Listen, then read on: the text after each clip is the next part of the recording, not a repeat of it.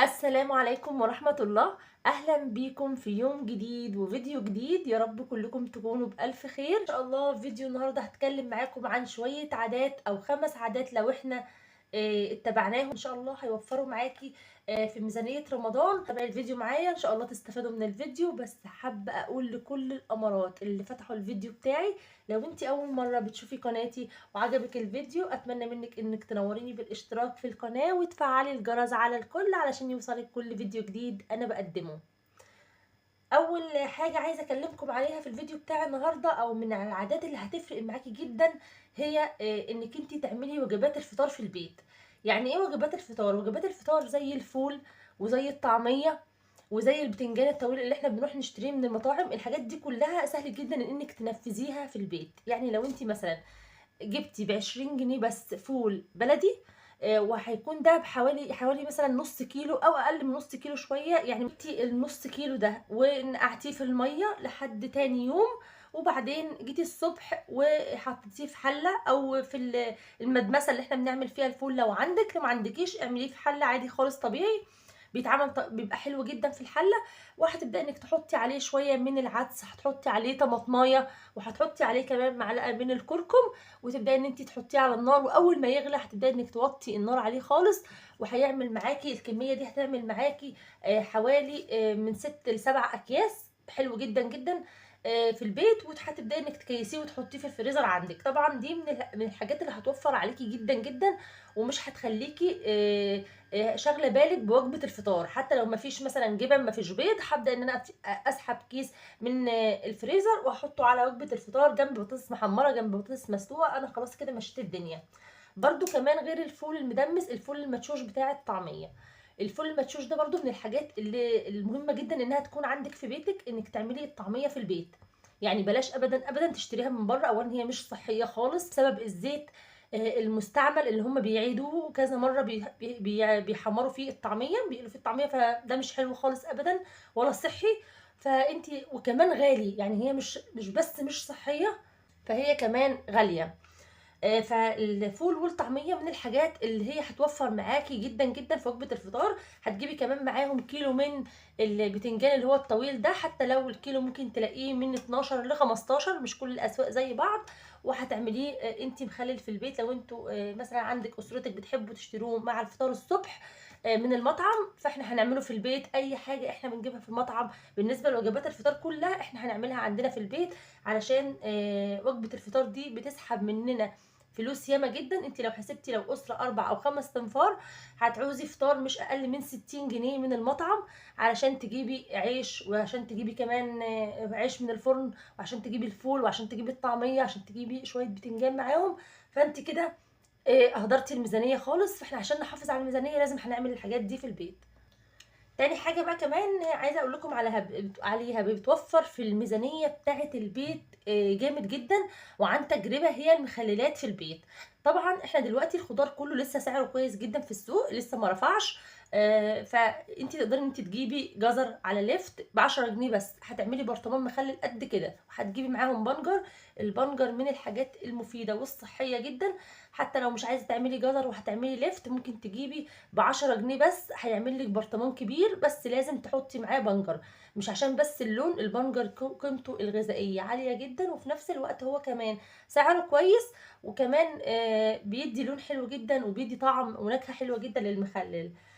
فالمخللات لو اتعملت في البيت هتوفر معاكي جدا في البند بتاع الميزانية. عايزه اقول لكم كمان مخلل الليمون. الليمون دلوقتي الليمون القضيه اللي هو الكبير ده بيتعمل منه وصفات كتير جدا. انا عملت مثلا منه.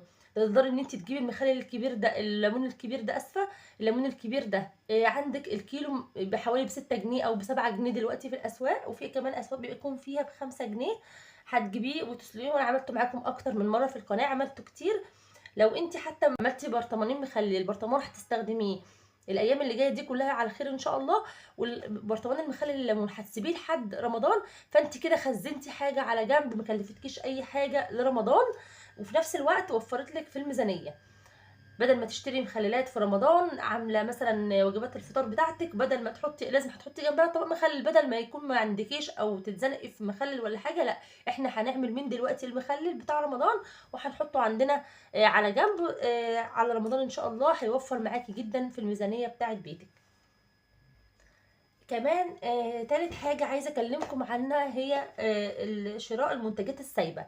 يعني إيه؟ يعني لما تيجي تجيبي مكرونة، لو أنت مثلا هتجيبي دلوقتي كيس المكرونة اللي هو 400 جرام، أي نوع بقى مكرونة شعرية لسان عصفور، أي نوع مكرونة أنت بتجيبيه، كيس المكرونة اللي هو 400 جرام ب 15 جنيه.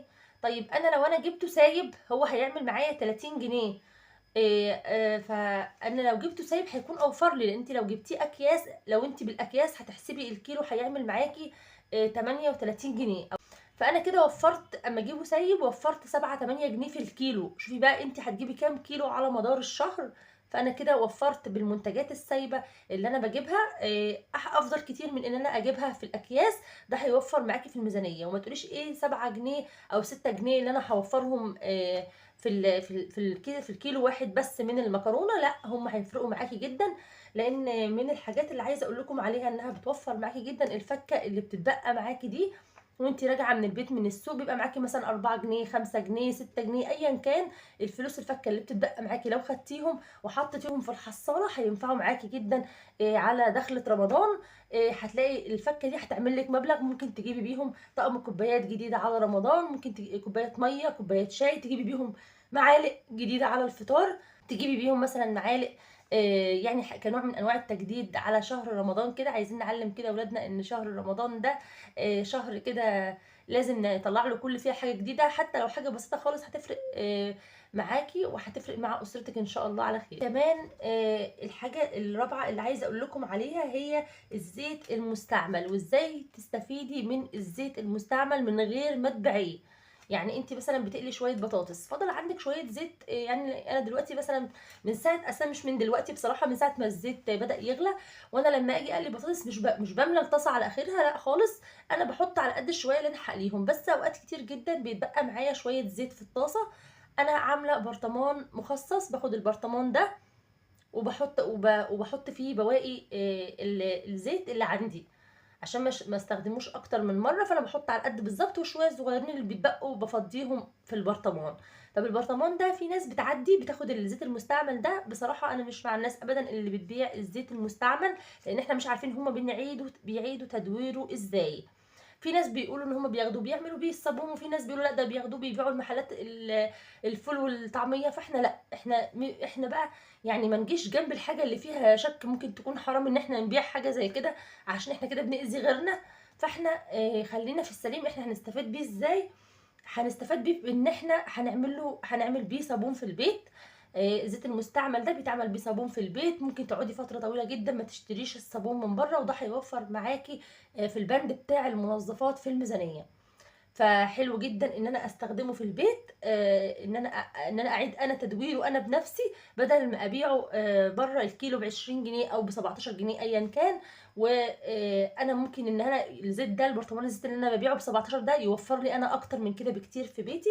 فالزيت المستعمل استخدميه في ان انت تعملي منه صابون في البيت. الصابون الصلب اللي بيتعمل في البيت ده اولا بيتباع بره غالي، ثانيا بينظف جدا جدا المواعين الالمونيا او الاستانلس، فانا انصح جدا جدا بيه ان احنا نعمله في البيت. الحاجات اللي هتوفر جدا معاكي في الميزانيه. طيب كمان الحاجة الخامسة اللي عايزة اقول لكم عليها وهي كمان الاخيرة، هي انك تعملي مخبوزات في البيت.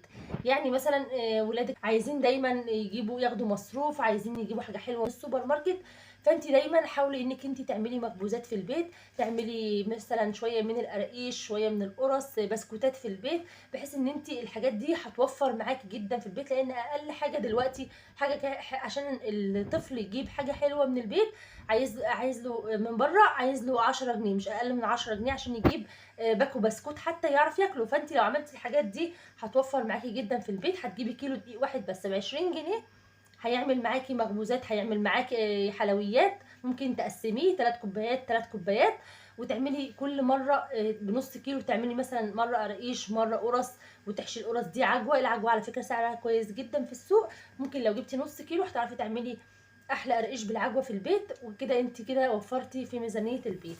الحاجات اللي انا قلت لكم عليها النهارده دي احنا لو خليناها عاده عندنا هنقدر نوفر بيها في مصروف البيت مش اقل من 500 جنيه في الميزانية بتاعة البيت. واحنا طبعا داخلين على شهر الخير كله. اللهم بلغنا رمضان يا رب واحنا في احسن حال، وكل سنة وحضراتكم طيبين وبخير. اتمنى ان انتوا تكونوا استفدتوا من الفيديو، اتمنى ان انا اكون لفت نظركم لحاجة ولو حاجة واحدة بس بسيطة. وان شاء الله الفيديو يكون مفيد ليكم، يكون خفيف على قلبكم، وما تنسوش اللايك، واشوفكم ان شاء الله في فيديو جديد. والسلام عليكم ورحمة الله وبركاته.